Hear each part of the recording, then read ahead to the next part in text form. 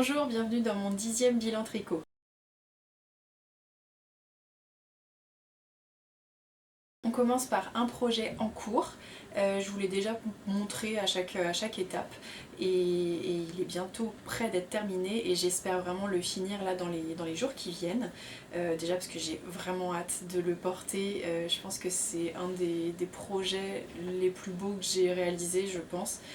Le modèle il fait beaucoup, hein, on va pas se le cacher, mais voilà, c'est le Camellia Sweater. Donc vous voyez, j'ai quand même bien avancé. Là j'ai fait toute une première manche, j'ai tous les fils à rentrer mais je l'ai fait vraiment au tout dernier moment, surtout sur l'intérieur parce qu'à chaque changement de couleur j'aurai un fil à rentrer, voilà.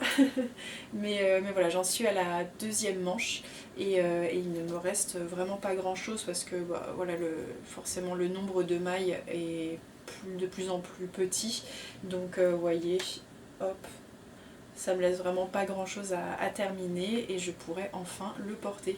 Donc il va falloir aussi que je couse le col qui est replié, donc il est vraiment réalisé après coup. Vous allez déjà commencer le pull avec le corps en jacquard et ensuite vous relevez les mailles pour faire le col et c'est un col double, donc voilà, il va falloir le replier et faire un petit point de couture tout autour et j'aime beaucoup parce que c'est vrai que ça donne un gonflant vraiment autour du cou, donc j'attends de voir quand même avec le blocage ce que ça va donner. Je pense que ça va forcément un petit peu l'aplatir, mais j'aime bien cet effet là, comme le col est un petit peu haut, je pense que ça va être très joli. Et donc je l'ai réalisé dans la toute première taille. J'avais eu la chance de pouvoir l'essayer déjà terminé sur le stand de boucle laine lors des bigous de laine. Et donc la première taille m'allait, donc voilà, j'ai fait en sorte que mon échantillon soit bon pour avoir exactement la même taille. Et je l'ai déjà passé et effectivement c'est parfait, ça me va très bien, donc je suis ravie. Les manches, pareil, au niveau de la longueur je n'ai rien changé et pour une fois ça me va. C'est vrai que souvent elles sont un peu longues je trouve pour moi, mais parce que j'aime bien porter des manches un peu plus courtes et cette fois-ci je trouve que voilà, ça tombe un peu plus long que ce que j'ai l'habitude de porter, mais ça me va et je pense que ouais, il a de grandes chances d'être très souvent porté une fois terminé. Et sinon donc au niveau des fils, j'ai utilisé donc du blanc naturel de chez Boucle Laine, donc dans la catégorie Ouessant. C'est un fil fingering, ouais je pense que il est un peu plus épais je trouve. Après au blocage je trouve il s'étend un petit peu plus, la fibre voilà, prend un peu plus d'espace, donc voilà, je pense qu'il va être vraiment encore plus beau une fois bloqué. Sinon après donc j'ai utilisé que des contrastants de la même marque. Je n'ai plus les noms en tête, je pense que quand je l'aurai terminé je vous referai vraiment tout un récap avec les noms des couleurs, mais voilà, je suis vraiment contente de mon choix de couleurs, malgré le fait que voilà, je perds mes cheveux et j'ai les cheveux foncés et que sur de l'écru je ne vois que ça, donc c'est pratique, déjà ça m'évite de tricoter mes cheveux. Je pense que vous avez tous le même problème, voilà, vous tricotez vos cheveux, vos poils d'animaux, etc. En temps normal je m'en fiche, mais c'est vrai que là sur un coloris aussi clair je ne vois que ça, donc ça me permet de vite le retirer et voilà. Bon, en tout cas j'espère le finir avant la fin de la semaine et puis bah, peut-être même le porter au prochain épisode pour pouvoir vous le montrer terminé. Sinon au niveau de la longueur, je l'ai fait en version courte. Je sais qu'il existe en deux longueurs et moi la version courte me va au niveau de la... Ouais, j'ai pas besoin qu'il soit plus long et puis j'avais pas envie que ça alourdisse non plus, j'avais pas envie d'un gros pull bien épais. Le fait que je fasse la première taille, forcément il est un petit peu ajusté et je pense qu'il se porte vraiment de manière un petit peu ajustée, donc voilà, je trouve que le résultat plus court est plus joli et voilà, vous verrez bien le résultat bientôt.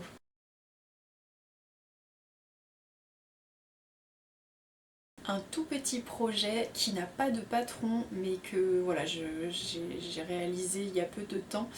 Ce sont une paire de chaussettes, donc des chaussettes, voilà, des chaussettes vraiment basiques, tricotées sans cerveau, voilà. Je n'ai pas encore rentré mes fils, il va falloir que je le fasse quand même, et je les ai réalisées avec la Mondim de Retrosaria. Je vous en ai parlé lors de mon dernier épisode, que voilà, j'ai j'aime beaucoup cette laine à chaussettes et laine en général parce qu'elle est 100% laine et moi personnellement c'est ce que je préfère pour la laine à chaussettes. Bon, j'ai également des chaussettes en nylon, mérino, voilà, enfin j'en ai quand même pas mal même, mais voilà, au porté vraiment je préfère les 100% laine et même de toute façon voilà c'est mon type de laine préféré. C'est un petit peu rustique donc voilà, sur les pieds je sais pas si les personnes sensibles apprécieront mais bon c'est pas très grave, moi j'adore. Je les ai réalisées toutes en côte, j'ai monté 60 mailles, j'ai commencé par la pointe cette fois-ci. Souvent je commence plutôt mes chaussettes par le comment dire, j'allais dire le poignet, mais pas du tout. Le poignet de jambe, ça ne veut rien dire, par la cheville. Et donc cette fois-ci, j'ai commencé par la pointe. J'ai pas mal tricoté des chaussettes par la pointe l'année dernière et en fait, voilà, au porté, je me rends compte que ce ne sont pas celles que je préfère le plus, mais bon, c'est pas très grave. Voilà, cette fois-ci j'ai fait comme ça et parce que c'était plus facile pour moi à réaliser et ensuite donc j'ai monté, enfin j'ai fait en sorte d'avoir mes 60 mailles pour le tour du pied et donc j'ai fait des côtes 4-1 et c'est ce qui au niveau du confort me plaît le plus pour les chaussettes les plus basiques pour moi. Donc je fais souvent ce type de modèle là. Pour le talon j'ai fait juste des talons hop en rang raccourci, c'est pareil, c'est je pense le talon qui me plaît le plus avec le talon après coup, ce sont ceux qui me vont le mieux au pied. J'ai pas un fort coup de pied donc voilà, c'est vrai que souvent quand enfin, les talons à gousset, moi ça poche un petit peu donc ce sont pas ceux vers lesquels je me tourne le plus facilement et si vraiment le modèle me plaît et qu'il a un talon à gousset, bon je le fais ou alors j'adapte pour avoir un talon qui me fit mieux mais voilà, en tout cas j'ai fait ça. Pour les fils j'ai choisi donc ils ont de la Mondim qui est un peu chinée, mes deux coloris sont de cette gamme-ci, donc j'ai le jaune qui est mon préféré, je pense que de toute la gamme Mondim c'est mon coloris préféré, ce jaune chiné là, j'aime bien, ça me fait penser, vous savez les serpents là qui sont jaunes et blancs là, je sais pas, je trouve que ça me fait vraiment penser à cette couleur là. Alors j'ai une sainte horreur des serpents, ça me dégoûte, je déteste ça, même si je ne leur ferai absolument jamais de mal, mais leur couleur c'est toujours vraiment incroyable et vraiment là ça me fait penser à ça et je trouve ça trop beau. Et j'ai associé ça avec le bleu chiné, donc c'était un reste d'une paire de chaussettes que j'ai réalisé pour mon meilleur ami et comme ça voilà, ça me fait penser à lui d'avoir ces petites bandes un peu sport sur ma chaussette avec le coloris de ses chaussettes et voilà, donc voilà, j'ai vraiment une recette de base, voilà, j'essaye quand même au fur et à mesure parce que selon des fois mon type de laine, je me rends compte qu'il faut que je fasse plus ou moins comment dire, de mailles en hauteur et voilà, comme ça je sais qu'elles me vont parfaitement et je pense me les offrir à Noël ou alors si je me fais un calendrier de l'Avent, voilà, je me les glisserai à l'intérieur et voilà, donc il faut vraiment que je rentre les fils pour pouvoir les porter et voilà, sans m'étrangler le pied au fur et à mesure. Je le dis parce qu'en fait je suis comment dire, la spécialiste pour laisser les fils des chaussettes dans les chaussettes, même quand je les offre. Je pense que les gens sont toujours morts de rire parce que ouais, chaque fois il reste les fils qui ne sont pas rentrés, donc voilà, je le dis, comme ça je suis obligée de le faire et voilà, mais c'est vraiment un petit modèle que j'aime bien et là dans pas longtemps je vais commencer une paire de mitaines et j'hésite à faire ce motif un peu de côte. Je pense que ça peut être super joli, donc à voir, ce sera un tricot zéro cerveau, donc ça peut être très sympa et voilà.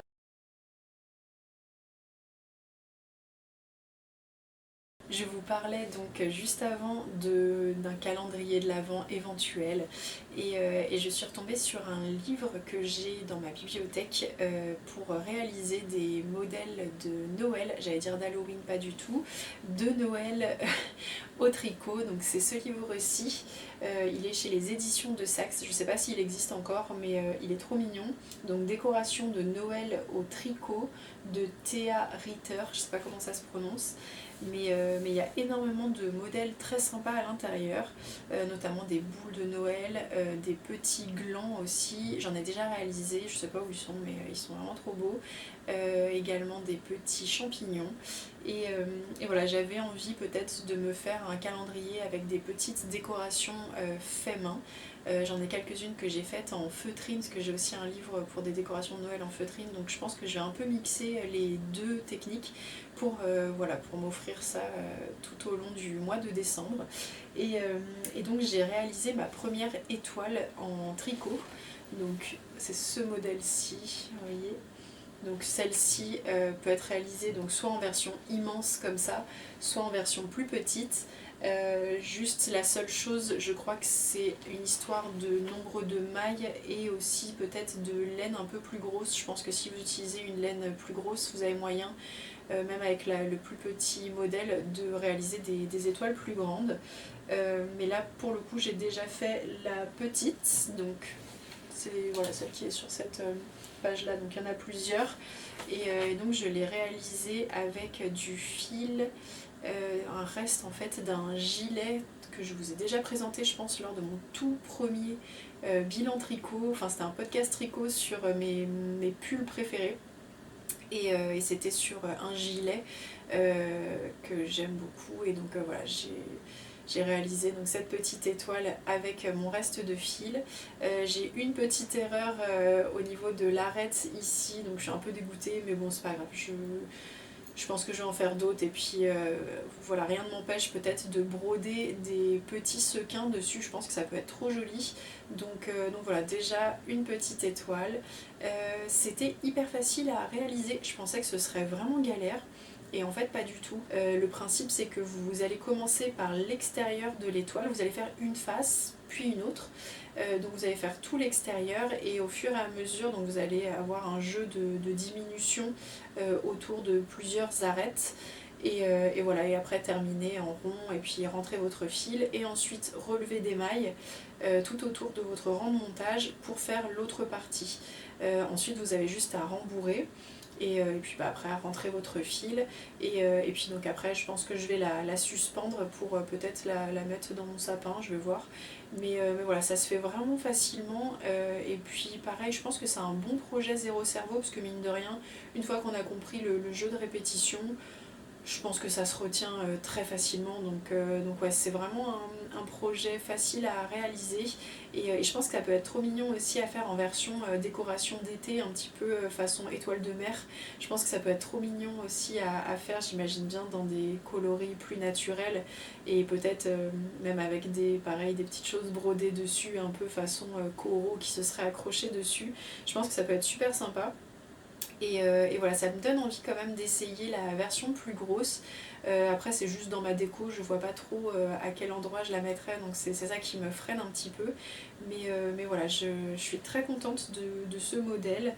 Et puis bah ouais, je pense que je vais en faire d'autres à voir. Il va falloir que je trouve un joli petit fil pour le suspendre. Je cherche quelque chose un peu doré. Je pense que ça peut être assez joli. Et je pense que les prochaines étoiles, c'est vrai que celle-ci c'était ma première, donc j'ai pris dans un reste de fil, mais je pense que je vais peut-être choisir vraiment des coloris qui vont bien avec les décorations de Noël que j'ai déjà. Je suis assez traditionnelle là-dessus, donc voilà, je pense que je prends peut-être du blanc, du doré, j'en sais rien, du vert, mais ouais, je suis vraiment contente du modèle et il est super bien expliqué dans ce livre-là. J'ai fait aussi un deuxième modèle à l'intérieur du livre, c'est un petit champignon. Alors j'ai déjà réalisé tous les champignons du livre, les autres voilà, ils sont déjà dans mon stock de décoration, mais donc j'ai réalisé aussi ce petit champignon là.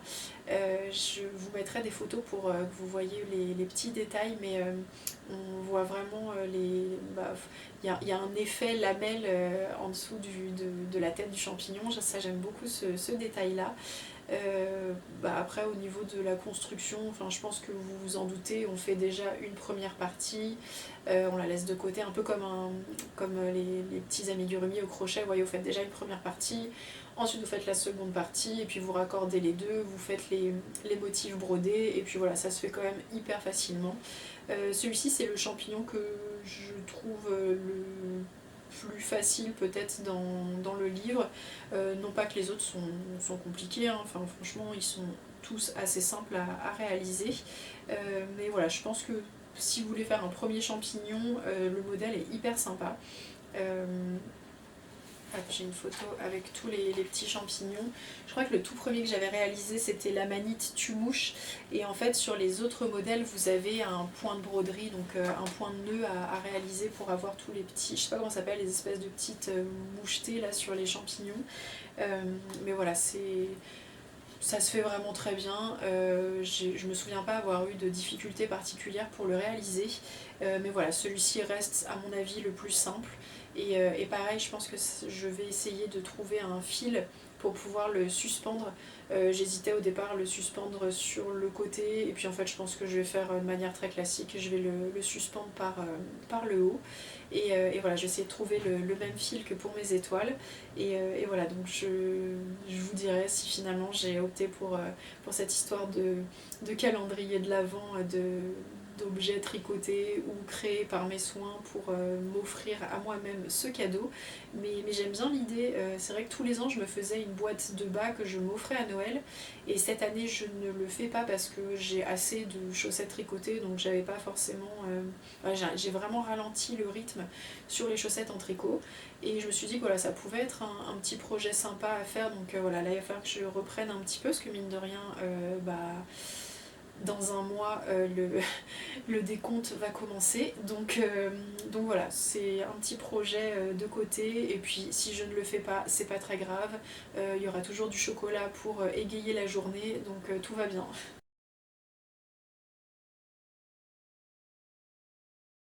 Un modèle en cours de tricot, je voulais réaliser ce modèle depuis, franchement je pense que depuis qu'il est sorti, j'ai craqué dessus. Et en fait il m'effrayait totalement parce que c'est du point mosaïque. Alors le point mosaïque c'est un point que j'ai déjà réalisé dans le cadre d'un cours de tricot.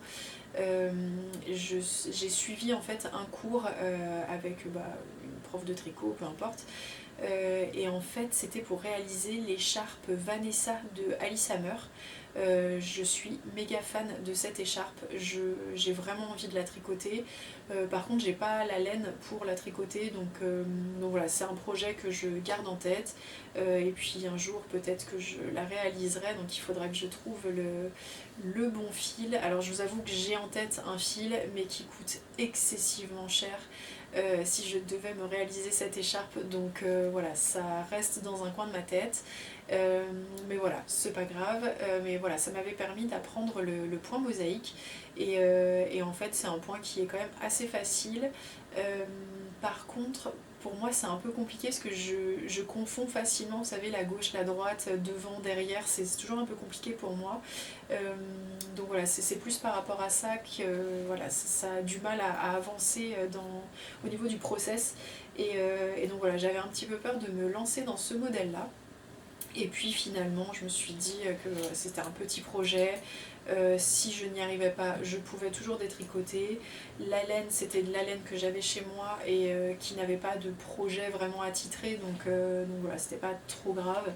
Et voilà, donc c'est à partir de ces fils là que je l'ai réalisé. Ce fil c'est un énorme coup de cœur. Je crois d'ailleurs que c'est ce fil là qui est utilisé dans la version de l'écharpe Vanessa d'Alice Hammer. C'est la Bio Shetland, non pas du tout, je vais vous dire ça, pas du tout, vraiment pas. C'est la Lock Le Monde de BC Garn, donc c'est de la 100% laine, et ouais, elle est vraiment trop belle, enfin je suis... Ouais, je suis hyper fan, c'est un gros coup de cœur. J'avais vu ces écheveaux dans une mercerie à Nantes qui fermait en fait et qui liquidait ses stocks de laine. Et voilà, j'ai vu ces deux écheveaux. Sur le coup, je regrette, je crois qu'elle en avait beaucoup plus de lait cru et en fait, j'aurais dû prendre la fin de son stock pour peut-être pour me réaliser l'écharpe Vanessa d'ailleurs. Mais bon, c'est pas grave, j'avais pris un écheveau de chaque pour essayer et c'est un gros coup de cœur. En fait, le fil, à l'intérieur, il y a comme du tweed, mais dans un coloris juste au-dessus au niveau de la tonalité, donc ça, je sais pas, ça crée un genre de tension au niveau des couleurs qui me plaît beaucoup. Et voilà, je savais pas trop si ça allait se voir avec le point mosaïque, parce que mine de rien bah, ça fait vraiment une maille d'une couleur, une maille de l'autre un petit peu, et en fait ouais ça se voit au niveau du projet final, donc je suis hyper contente. Donc vous voyez, j'ai quand même bien commencé. Là, je suis arrivée au milieu du modèle. Alors, ça me paraît bizarre au niveau des explications. Elle vous dit donc en gros de faire comment dire, le premier motif et ensuite de répéter un certain nombre de fois ce motif-là. J'ai fait comme elle a dit, mais en fait, quand je vois les photos, j'ai l'impression qu'il y a 2 motifs de plus.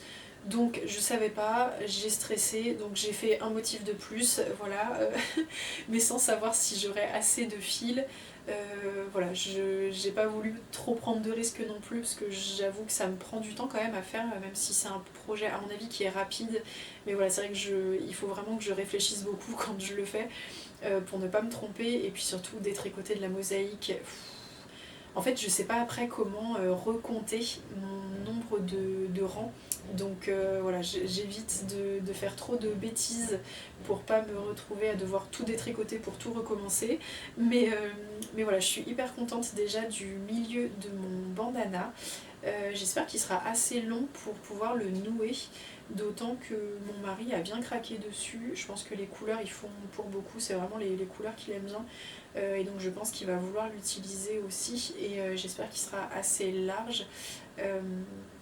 Mais voilà, on verra bien.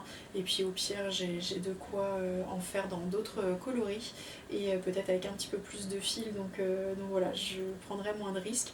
Et je vous montre le derrière. J'aime beaucoup le rendu. Ça fait vraiment je sais pas, ça fait comme une armure un peu.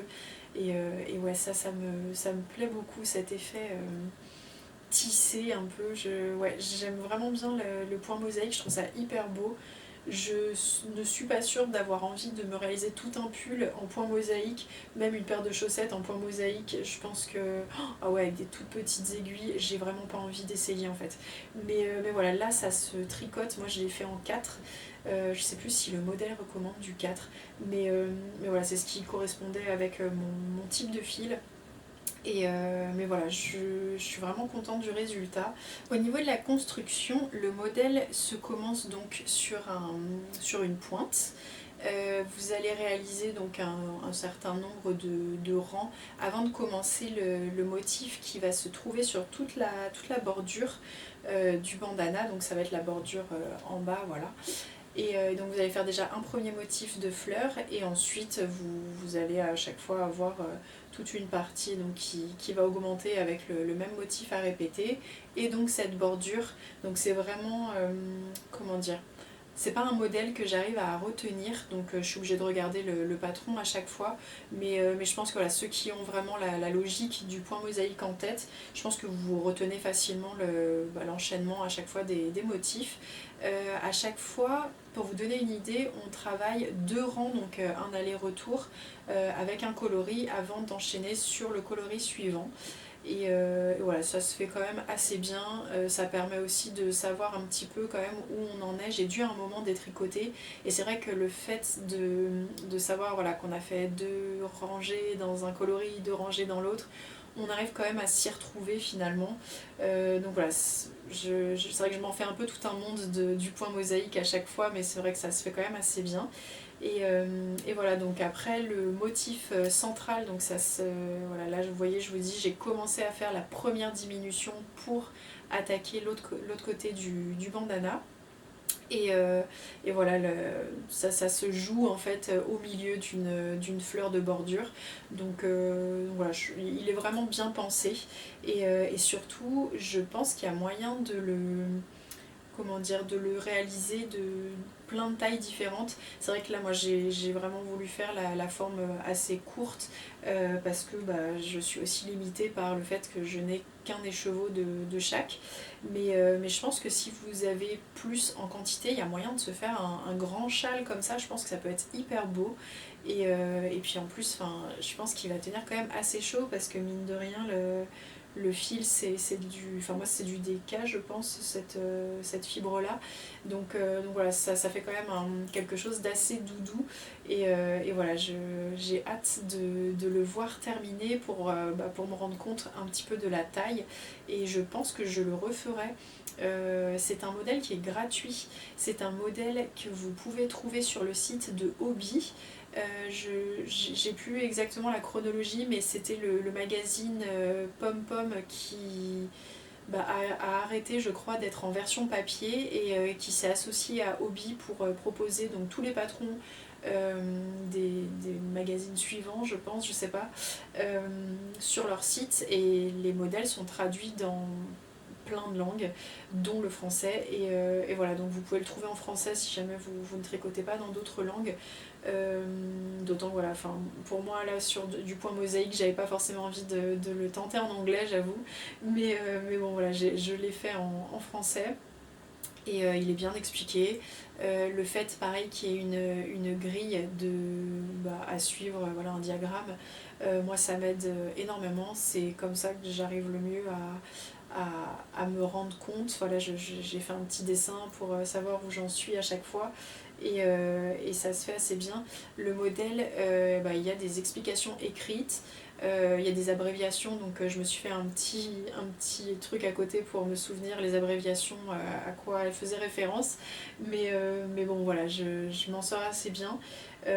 D'habitude je préfère les diagrammes, mais sur ce modèle là, je sais pas, j'ai préféré utiliser plutôt la version écrite, et ça se suit assez bien, d'autant que vous avez en fait à chaque fois, je pense que vous vous en rendez compte, mais en gros vous avez ce motif là à réaliser et à répéter, donc ça fait quand même très peu de nombre de rangs, et ça se fait vraiment bien. Donc en ce moment j'ai l'impression de voir pas mal de personnes que je suis réaliser ce modèle là, et ouais, il est assez addictif en fait, et j'ai un combo de fils en tête pour le prochain. C'est un écru et un noir, ou un bleu et cru aussi, et voilà, je sais pas encore lequel je vais choisir, et je ne sais pas non plus quand est-ce que je vais le monter, mais voilà, si je me rends compte un petit peu au poids de ce que j'ai utilisé en termes de quantité de fil, ça m'aidera à savoir si je peux le faire un petit peu plus grand. Et sinon au niveau du modèle, il est présenté soit noué, soit avec un espèce d'anneau qui se resserre au niveau des deux pointes, et je pense que je vais choisir cette option là, ou fabriquer un petit truc en cuir pour pouvoir le maintenir.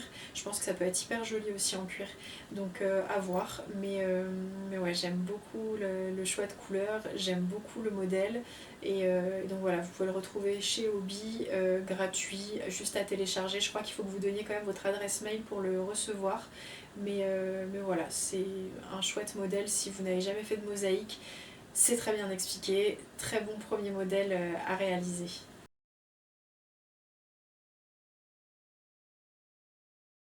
Un autre modèle que j'ai terminé il y a peu de temps, en vrai j'ai terminé ce modèle vraiment en 2 jours.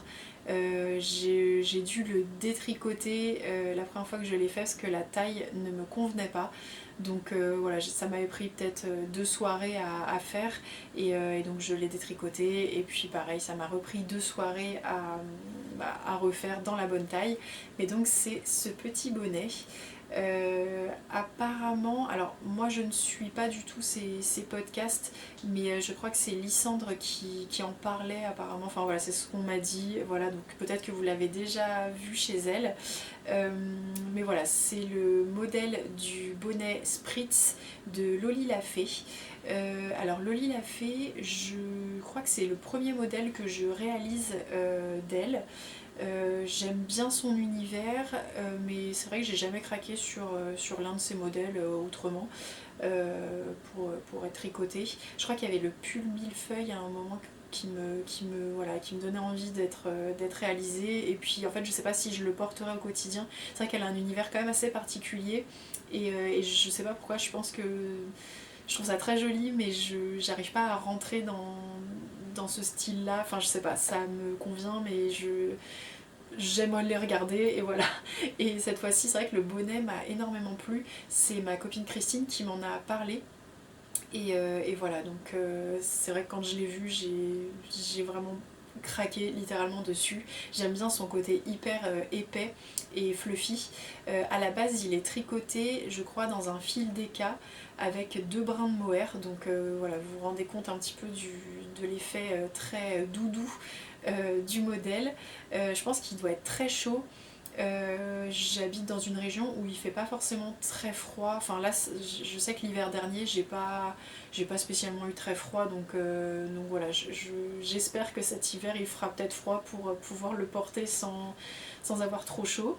Mais voilà, il existe en taille bébé, en taille enfant, en taille adulte, en gros une petite taille adulte et une plus grande taille adulte. Je l'avais réalisé, alors c'est de ma faute, hein. Je sais que j'ai un tour de tête de taille enfant, littéralement, mais j'ai voulu me convaincre que j'étais une adulte et du coup j'ai fait la première taille adulte et en fait c'était vraiment beaucoup trop grand pour moi, même si mon échantillon est exactement le même, c'était vraiment beaucoup trop grand.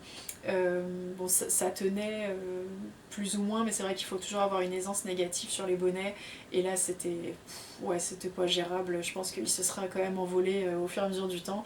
Mais donc voilà, j'ai réalisé la taille enfant et là c'est parfait. Je vais vous le passer tant qu'à faire, comme ça j'aurai pas besoin de faire trop de photos. Mais oui, alors, je m'en fiche, est-ce que ça me va, est-ce que ça me va pas, c'est le cadet de mes soucis. Mais voilà, le modèle, il est vraiment, je sais pas, il est parfait. La hauteur, pareil, c'est parfait, ça poche pas derrière. J'ai hésité à mettre un pompon. J'hésite toujours en fait, soit je prends un pompon ultra coloré, peut-être même un coloris qui se retrouve dans les speckles de l'une de mes laines, soit je ne mets pas de pompon et c'est vrai que la couronne est assez jolie, alors je sais pas si ça se verra mais je trouve que la couronne est quand même assez jolie, donc peut-être qu'il va rester comme ça. Et sinon un pompon peut-être blanc, je pense que ça peut être très sympa avec. Au niveau de mon choix de fil, je n'avais pas de DK disponible avec du mohair pour pouvoir le réaliser. Donc je suis partie sur 2 fils de fingering. Je crois qu'elle le propose justement dans ses explications. Vous avez le choix entre 2 fils de fingering à la place d'un DK, ce qui est tout à fait logique, et 2 brins de mohair. Donc j'avais un fil de mohair de chez Wouliette. Mais attendez, je les ai d'ailleurs les fils à côté de moi. Je suis en train de les réutiliser pour un autre projet, donc ça va pas être facile de vraiment vous montrer. Mais j'avais ce coloris là de chez Wouliette, donc que j'ai tricoté en double. Et voilà, donc j'ai eu largement assez avec un écheveau pour pouvoir faire mon bonnet et là pour faire la petite écharpe que je suis en train de réaliser pour une amie. Ensuite j'ai utilisé un brin d'un écheveau de chez Artemis Yarn. Alors je n'ai plus le nom du coloris en tête, je crois qu'elle a une charte sur son site avec tous ses coloris. Il faudra peut-être que je regarde si je trouve ça. Mais en gros c'est une base qui est plutôt blanche et sur laquelle il y a énormément de... Alors c'est pas des speckles, c'est vraiment des taches de couleurs assez variées en fait, parce que je vois qu'il y a du violet, il y a du rose, il y a du bleu clair, du bleu foncé, après à voir est-ce que c'est juste des mélanges qui ont créé ces coloris là. Il y a du jaune, du orange, je vois un peu de vert, mais pareil, est-ce que ce ne serait pas juste un mélange de deux coloris qui ont fait ça, mais voilà, j'ai pas le nom exact du coloris, mais franchement les coloris chez Artemis Yarn, ils sont incroyables. C'est l'une des premières à qui j'ai acheté de la laine teinte à la main. Et ouais, ouais, j'aime beaucoup. Après, je suis pas hyper fan de ces bases. Ou du moins à tricoter, je trouve que sa base fingering elle est un peu fine et voilà, moi j'aime pas parce que c'est vrai que j'ai un tricot assez lâche, donc je suis obligée de passer à chaque fois sur des aiguilles hyper fines pour pouvoir faire des projets avec, donc c'est vrai que j'ai un peu du mal à les utiliser. Je crois que c'est mon dernier écheveau chez elle que j'ai à la maison Et voilà, j'avais acheté qu'un seul écheveau de ce coloris là et ça matchait vraiment parfaitement je trouve avec ce mohair pour réaliser un petit dégradé. Et j'ai couplé tout ça avec de la Yavol blanche et voilà, donc je suis vraiment ravie du... Vous voyez ce que ça donne, hop, du mélange que ça a créé, je trouve ça hyper joli. Là vous voyez je suis en train de faire une écharpe, alors c'est une écharpe en crochet donc je suis pas sûre de vous en parler mais vous voyez c'est pareil, ça donne un résultat hyper sympa je trouve au niveau du mélange de couleurs et ouais je suis vraiment contente d'avoir eu ces écheveaux esselés chez moi pour pouvoir réaliser ce bonnet. Sinon au niveau de la construction, donc vous commencez, alors je vous le déplie, vous commencez en montant donc l'émail du tour, vous allez faire des côtes 1-1, ensuite vous avez un rang hop, pour pouvoir avoir une finition assez sympa au niveau du pli du rebord du bonnet. Vous continuez encore en côte. À ce moment-là, je me suis dit, waouh, la laine descend très vite. Aurais-je assez pour réaliser l'entièreté de mon bonnet? Je ne sais pas. Et puis en fait, non, en fait, c'est vraiment les côtes. C'est vrai que ça, j'oublie à chaque fois que ça prend quand même beaucoup de fil. Mais après, voilà, ça s'est très bien passé. Le fil diminuait bien moins drastiquement. Et puis, preuve en est, hein, j'ai pu faire un autre projet avec, et que j'ai bientôt terminé d'ailleurs, je suis ravie. Mais bref, sinon voilà, c'est un modèle avec à chaque fois donc un nombre de répétitions. Alors elle propose pas forcément de mettre des anneaux marqueurs entre chaque répétition, mais moi je l'ai fait pour être bien à l'aise au niveau du motif. Le motif se retient hyper facilement. Je crois que ça se joue sur 6 rangs à répéter et ouais, j'ai retenu le motif vraiment très facilement. Il y a un jeu de mailles envers, de mailles endroit, de mailles glissées, des torsades. Les torsades sont hyper faciles. Si vous n'avez jamais fait de torsade, c'est un très bon modèle pour commencer. Pareil, les mailles glissées, si vous n'avez jamais fait, voilà, c'est parfait. Un modèle parfait, franchement, même si vous êtes juste débutant en tricot, je pense qu'il est vraiment cool à faire. Et puis bah, après, vous avez des diminutions de manière à chaque motif répété, vous avez une diminution pour pouvoir créer donc la couronne. Et voilà, je trouve que le haut du bonnet est quand même assez joli. En fait, ce que j'aime bien avec ces modèles, c'est qu'ils sont hyper... déjà, ils sont assez délicats. Et en plus, je trouve qu'elles soignent les finitions de ces modèles. Donc c'est ça qui me fait vraiment retourner à chaque fois voir son travail parce que ça me fascine un petit peu. Et vraiment... Voilà, sur le bonnet, je crois que tout est concentré, tout ce que j'aime de son travail est concentré dedans. Et ouais, ça m'a un petit peu donné un peu plus envie peut-être de fouiner, de peut-être trouver un modèle à réaliser chez elle. Mais voilà, j'aime beaucoup ce bonnet et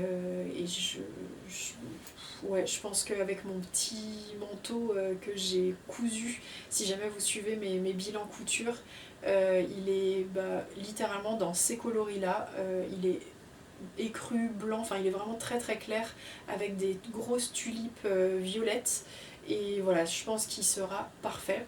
Donc à moi maintenant de trouver peut-être un autre fil un peu dans ces tons là pour me faire une grosse écharpe doudou pour aller avec, mais ouais, je suis vraiment contente, il va tenir bien chaud. C'est ouais, un très beau bonnet, un nouveau bonnet à ajouter à ma collection.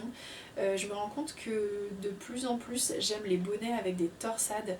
Avant je ne portais que des bonnets en jacquard et là depuis l'année dernière j'avais réalisé, je vous en ai déjà parlé sur la chaîne, je pense que vous devriez le retrouver facilement. Je pense que la miniature présente justement un bonnet que j'avais réalisé, donc c'est un modèle de Folie Ordinaire et pareil qui était réalisé avec des torsades magnifiques.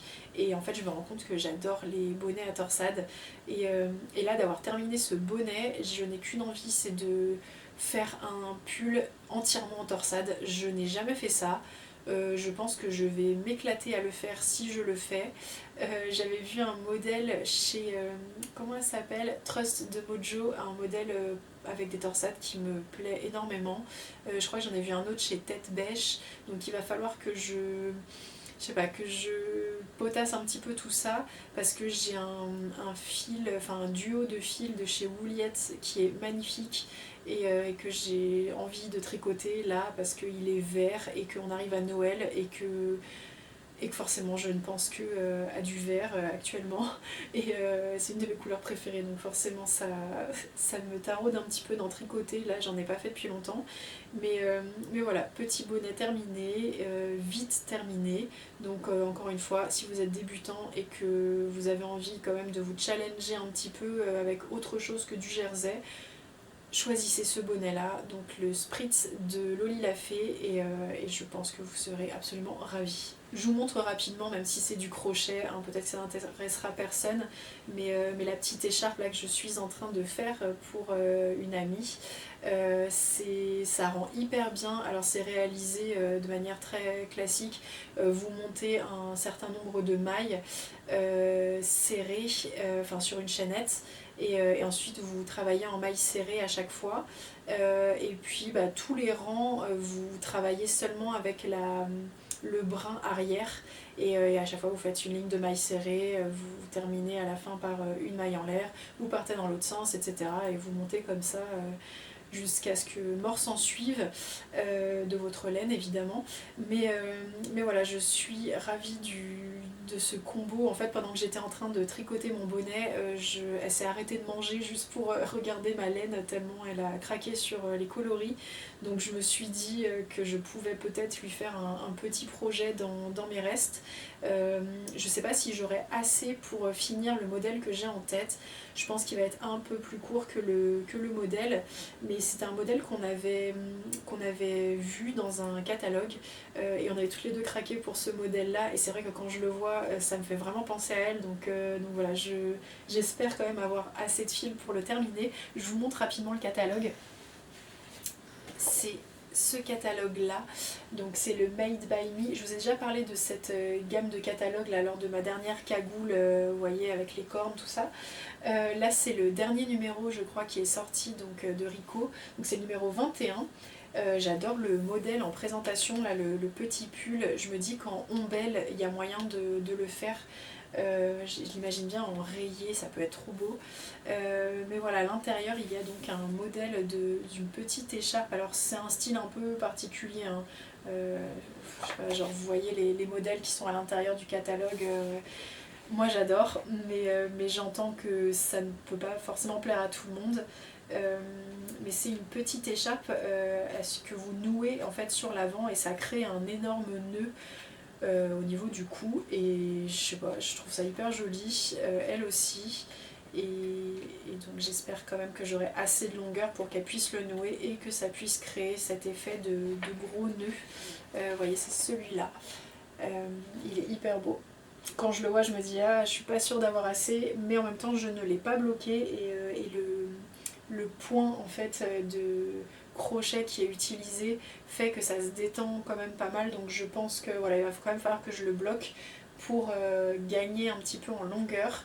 Mais voilà, j'aime beaucoup le modèle, je l'imagine vraiment avec, et je pense que je pourrais me le faire aussi. Alors après, à voir ce que j'ai comme fil. J'ai quelques restes de mohair de Liz Taylor par exemple, qui pourrait être super sympa, mais voilà, si vous aimez les choses un peu bizarres, les modèles qui sortent vraiment de l'ordinaire, je vous recommande encore une fois ces catalogues là, donc de chez Rico. Ils ont toujours des modèles hyper sympas. Après il faut aimer le tricot à plat.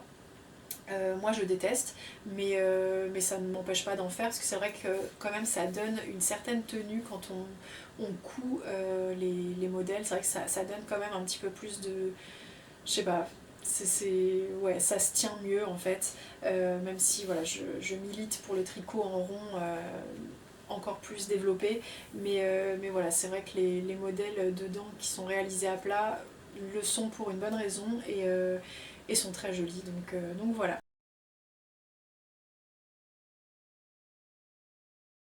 Dernier modèle de ce bilan tricot, je sais pas si ça a été trop long, excusez-moi. J'ai vu la dernière fois dans les commentaires que vous étiez plusieurs en fait à aimer les podcasts et les vidéos assez longues. Moi aussi personnellement, c'est ce que je préfère. C'est vrai que généralement en fait je tricote devant, donc je mange, voilà, donc ça me permet de... Je suis très longue à manger, donc c'est parfait pour moi. Si la vidéo est longue, j'ai pas besoin de retoucher à l'écran, tout va bien. Mais voilà, merci beaucoup d'avoir répondu à ces questions que je vous ai posées lors du dernier bilan tricot. D'ailleurs, je remercie aussi les personnes qui m'ont donné des idées de modèles en brioche pour me réaliser un châle avec mes fils Mondim de Retro Saria. J'ai notamment bien craqué sur un modèle, comment elle s'appelle, Nadia Crétin-Le Chêne, je crois, la designer. Peut-être je vous dis une bêtise, mais c'est, je sais pas, en fait c'est une designer dont j'aime énormément le travail. J'adore ce qu'elle fait. Je n'ai jamais tricoté aucun de ces modèles, alors que vraiment je pense que je les aime tous, ils sont trop beaux, et notamment ces châles. Après je suis pas une très grande porteuse de châles, donc je pense que ça doit jouer, enfin du moins j'en ai, et en fait j'utilise toujours les mêmes, je me rends compte, et c'est vrai que quand je vois ces modèles j'ai envie de les faire dans des couleurs incroyables, mais je suis pas sûre de les porter au quotidien, donc c'est vrai que je me suis jamais vraiment lancée. Mais voilà, je retiens cette idée-là, et il est fort probable que je craque pour l'un de ces modèles prochainement. On va voir, j'ai déjà un châle en cours que j'ai un peu délaissé, qui est dans son sac à projet, en train de, je sais pas, d'essayer de m'appeler chaque jour, et puis je le vois, et puis je le recouvre, mais bon, vraiment j'ai envie de l'avoir terminé. J'ai envie de tricoter un châle, mais c'est vrai que le fait d'avoir ce châle à côté qui n'attend que d'être terminé, je me dis que voilà, je vais pas trop y penser, on verra bien, mais ouais, c'est vrai qu'il va falloir que je le fasse, et je pense qu'une fois que j'aurai terminé ce châle là, je vais me lancer dans la brioche. Donc je pense que dans tous les cas je vais commencer ça peut-être en janvier ou un truc du genre. Ça va peut-être être mon challenge de la nouvelle année, que sais-je. Peut-être que ce sera un modèle qui fera partie de mon Make 9 de l'année prochaine d'ailleurs, pourquoi pas. C'est vrai que là cette année je m'étais vraiment fixé comme objectif de faire plus de torsade et plus de mosaïque. Donc vous voyez, j'ai rempli mon contrat dernièrement, donc ça me va très bien. Bon, après, plus de mosaïque, voilà, je vous dis, je pense que même si je trouve ça magnifique, je n'ai pas beaucoup de modèles qui me plaisent comme ça. Je pense que pour des petits accessoires ça me plaît beaucoup, mais je suis pas sûre de faire un énorme pull ou un truc comme ça avec. Déjà je pense que ça doit consommer vachement de fil, hein, mine de rien, mais bon bref, voilà, je garde en tête. Encore merci à toutes les personnes qui m'ont donné des idées de modèles et qui ont répondu un petit peu à mes questions la dernière fois. On clôt un petit peu ce petit blabla, et donc je vais vous parler de mon dernier modèle terminé. C'est je sais pas, un slip-over, enfin voilà, un truc sans manches qui se noue sur les côtés. Alors je vous en ai parlé lors de ma dernière vidéo tricot, j'étais en train de le réaliser. Je pense que j'étais pas très loin de le terminer, mais donc là il est bien terminé et je le trouve hyper beau. Je suis hyper contente du résultat. Alors la laine, je vais pas pouvoir vous en dire grand chose. C'était un reste en fait d'un projet que mon amie Christine a réalisé. Elle avait fait un gilet avec donc ce fil là qu'elle avait acheté directement, je crois, à une productrice. Donc c'est non teint, enfin voilà, c'est vraiment de la laine bien rustique, naturelle. Je trouve qu'elle pique pas tant, mais voilà, vous connaissez ma jauge de la laine qui pique, voilà, aucune laine ne pique selon moi. mais voilà, ça fait quand même des grosses balles comme ça. Là comme ça à vue d'œil, je dirais que c'est peut-être de la worsted ou je sais pas, enfin franchement c'est quand même assez épais. Et puis j'en avais, je crois, 3 écheveaux, quelque chose comme ça, et une balle, donc j'arrivais pas trop à me figurer de ce que j'allais pouvoir réaliser avec. Et puis donc quand est sorti donc ce modèle là, je sais pas, je n'ai imaginé que ça, donc j'ai tout de suite pris la balle entamée pour pouvoir faire un échantillon, et ça correspondait avec l'échantillon du modèle que j'avais en tête. Donc ce modèle-ci, c'est le modèle Diane de laine à mourer. Je vous ai dit que moi je l'avais acheté dans un bundle spécial automne et à l'époque il n'était disponible que dans ce bundle, et donc j'ai pu vérifier, là vous pouvez l'acheter en kit avec le fil directement sur son site. Elle le réalise avec deux, deux fils sport en double, donc avec l'une de ses bases.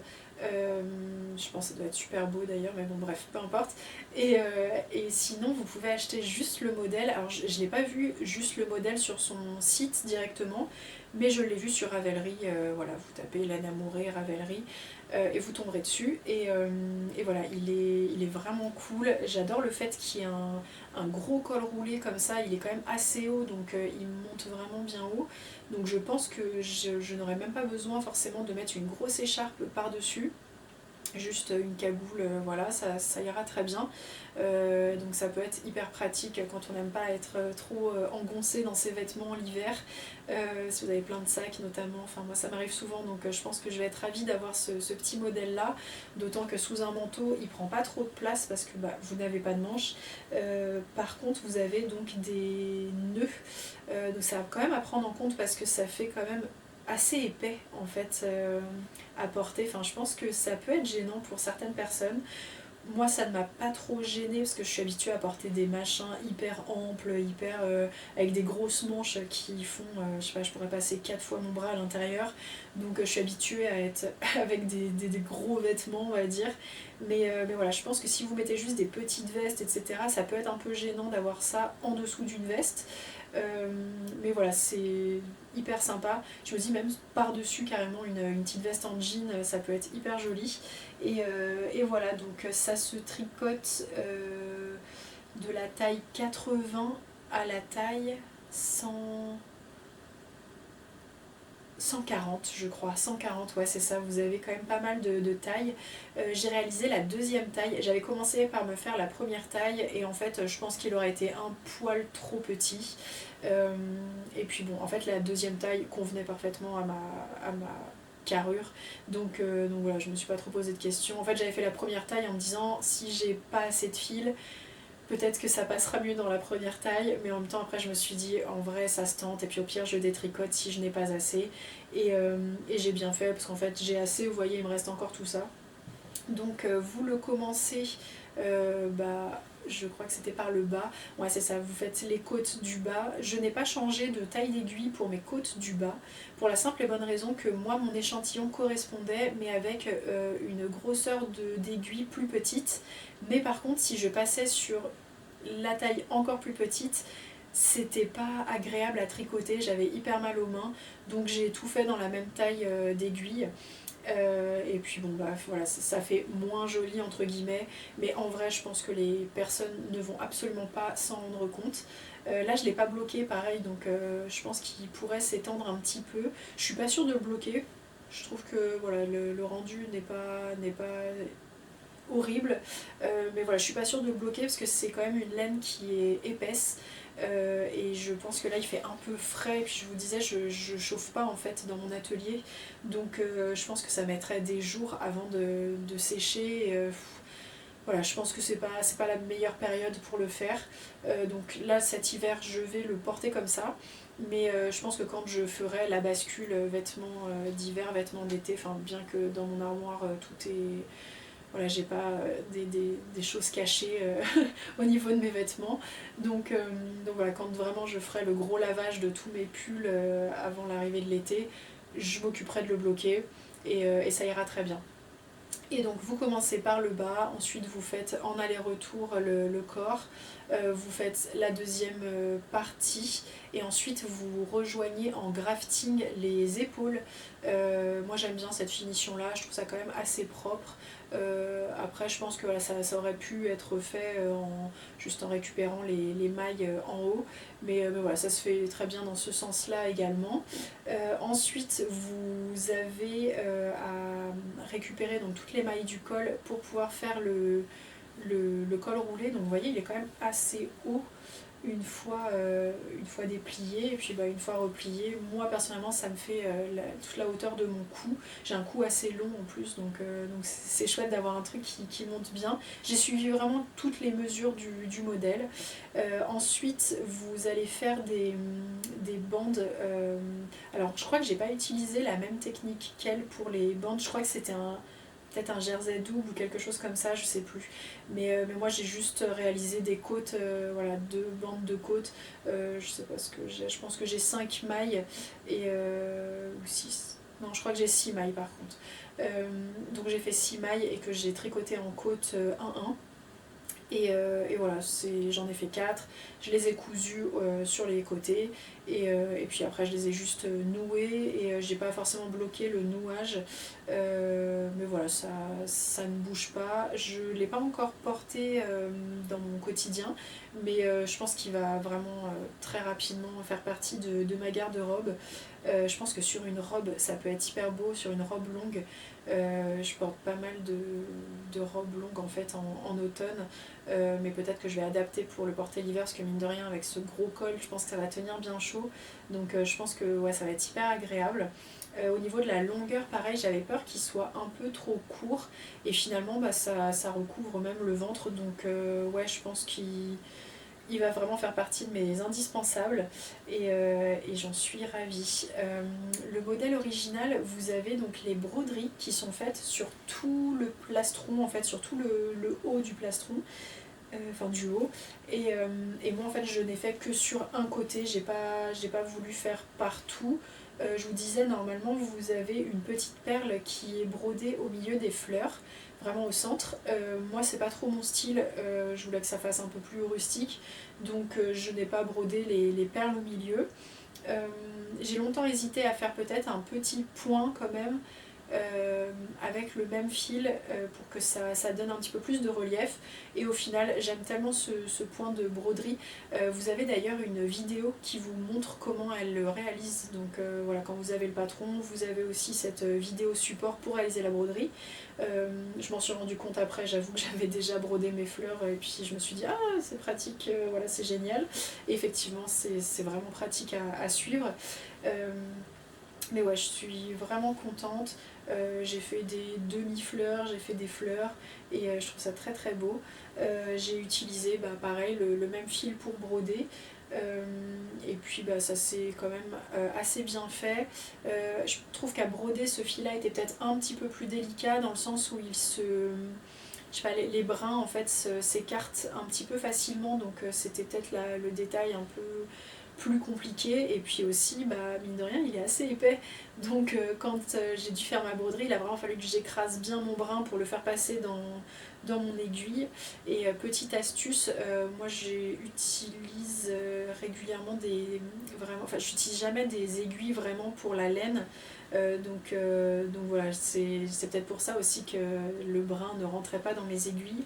Mais moi j'utilise beaucoup les aiguilles à canevas, parce que déjà c'est moins cher. Souvent elles sont vendues en, je sais pas, vous en avez 5. Moi c'est pratique à caler dans plusieurs sacs à projet. Et puis voilà, c'est vrai que le fait que ce soit des bourrons, ça m'a quand même bien aidé pour pouvoir plus facilement je sais pas comment dire, enlever en fait les points sur lesquels je m'étais un petit peu trompée. Mais voilà, moi personnellement les aiguilles à canevas je les adore, parce qu'avant je tricotais beaucoup du très petit en fait, du très très fin, et je trouve que les aiguilles à laine souvent sont vraiment épaisses. Donc bon, je n'aimais pas rentrer mes fils avec ces aiguilles hyper grosses, voilà, ça me plaisait pas. Pour ce modèle-là, j'aurais pu utiliser finalement une aiguille à laine, mais voilà, si vous êtes sur des tout petits projets, n'hésitez pas à passer sur des aiguilles à canevas, je trouve que ça fait vraiment bien le travail, et puis le fait que ce soit un bourron aussi, vous êtes tranquille en fait. Donc voilà, je sais pas encore ce que je vais faire avec ce reste de fil. Peut-être un accessoire, je me disais peut-être un dessous de plat ou quelque chose comme ça, on va voir, ou peut-être quelque chose feutré, ça peut être sympa. Mais voilà, je le garde précieusement parce que c'est de la très belle laine. Merci encore à Christine de m'avoir offert ces écheveaux. J'espère que tu aimes le modèle que j'ai réalisé avec. En plus je suis très contente que j'ai pu te le montrer en vrai. Et puis voilà, voilà, je suis assez contente du résultat. En plus j'ai eu assez, donc doublement contente. C'était la première fois que je réalisais un modèle de laine à mourer. Alors je sais pas si c'était dû au bundle, mais il y avait des erreurs dans les explications. Peut-être que dans la version qui est sortie après sur Ravelry, il y a eu des corrections. Je vous avoue que je l'ai pas contactée, enfin je la connais pas personnellement, j'ai pas envie de l'embêter, enfin voilà, voilà, j'ai pas vraiment envie de l'embêter, on va pas se mentir. Et puis en plus le modèle est assez simple pour se rendre compte des erreurs un peu évidentes. Enfin je sais pas si c'est des erreurs, mais c'est que c'est pas expliqué en fait. Enfin, par exemple, elle dit continuez en jersey tout le long du corps, sauf qu'en fait vous avez des côtes sur les bordures, donc il faut vraiment penser à garder le motif de base sur les côtes du côté. Là voilà, de tête, je me souviens de cette erreur-ci, mais voilà, c'est juste de la jugeote, hein. En vrai, je pense que voilà, si vous tricotez, vous vous rendrez compte des manquements entre guillemets dans les explications.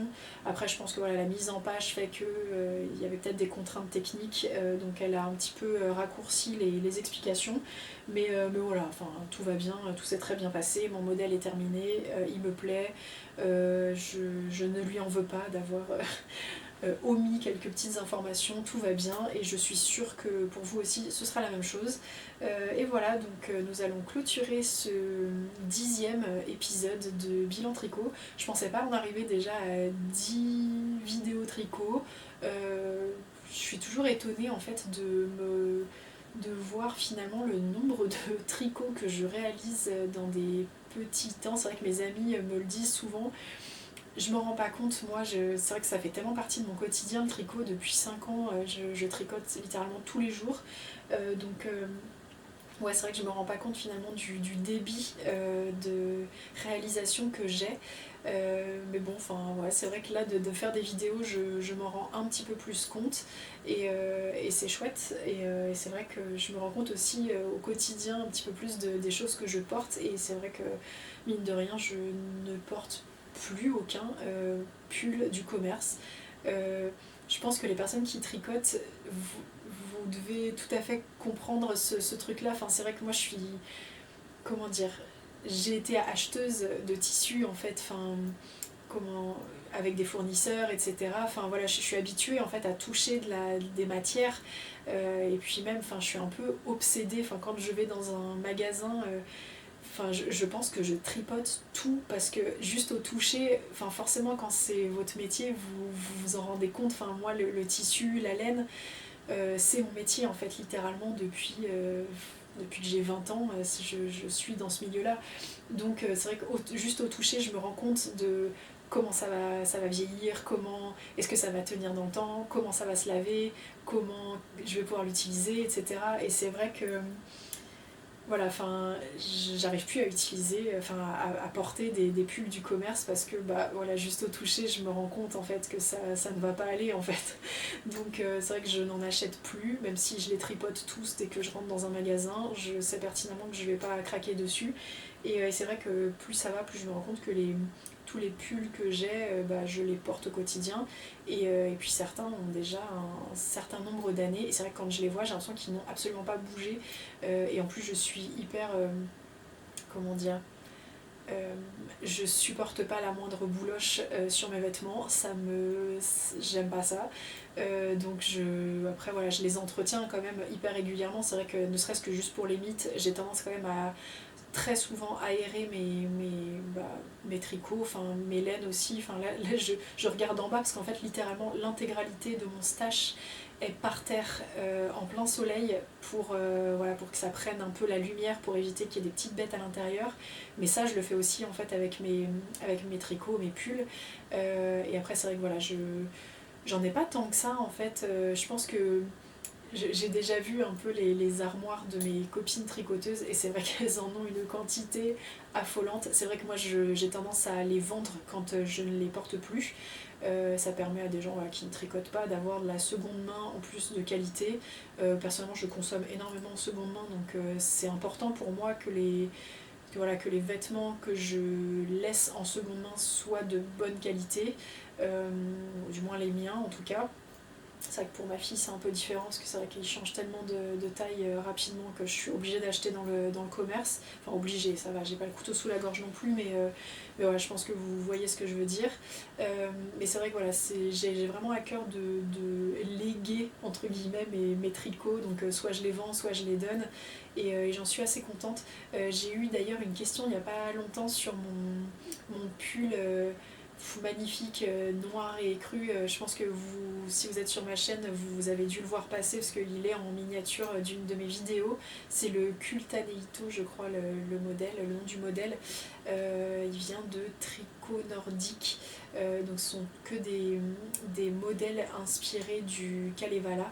Et ce pull est une merveille, il est magnifique et justement en fait il est vraiment trop grand, je pense pas que je vais le porter, je vais peut-être l'offrir, je vais essayer je vais le faire essayer à mon père et je pense que la taille devrait lui aller, donc je croise les doigts, j'aurai la réponse le week-end prochain, donc voilà, peut-être que vous ne le reverrez plus parmi nous. Moi j'en suis méga triste et en même temps hyper heureuse de me dire qu'il peut-être il aura une seconde vie. Et puis je pense que s'il ne lui va pas, je le détricoterai et donc possiblement vous risquez de revoir ce modèle là dans peu de temps sur mes aiguilles parce que j'aime énormément ce modèle. Mais voilà, bref, là j'arrête pas de digresser. Je pense qu'un jour il faudrait qu'on fasse une FAQ. Donc si vous avez envie de m'entendre juste blablater sur le tricot, sur plein de choses, voilà, n'hésitez pas à me le dire. Peut-être que je ferai ça au 1 an de la chaîne. Parce que mine de rien, on va peut-être y arriver dans pas longtemps. Donc voilà, je vais peut-être essayer d'avoir un stock de questions pour vous faire une vidéo. Est-ce que je la ferai en live? Est-ce que je la ferai de manière vraiment plus travaillée entre guillemets, mais voilà, n'hésitez pas si vous avez des questions à me poser. Je vais essayer de constituer un petit stock de questions pour pouvoir vous répondre une prochaine fois.